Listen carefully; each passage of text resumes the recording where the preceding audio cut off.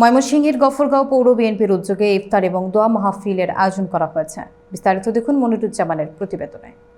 গফরগাঁও উপজেলায় পৌর বিএনপির উদ্যোগে বেগম খালেদা জিয়ার রোগ মুক্তি এবং তারেক রহমানের দীর্ঘায়ু কামনায় ইফতার এবং দোয়া মাহফিলের আয়োজন করা হয়।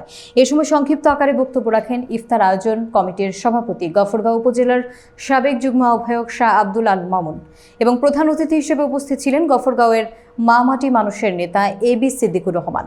আরও উপস্থিত ছিলেন সাবেক যুগ্ম আহ্বায়ক এম আর খায়রুল ইসলাম এবং ফখরুল হাসান শহীদুর রহমান, সাবেক যুগ্ম আহ্বায়ক জনি এবং কৃষক দলের চঞ্চল আহমেদ ও বুরহান, যুবদল নেতা শরীফ সহ বিএনপির সকল অঙ্গ সংগঠনের নেতৃবৃন্দ। আমাদের মাঝে উপস্থিত আছেন গফরগাঁও উপজেলা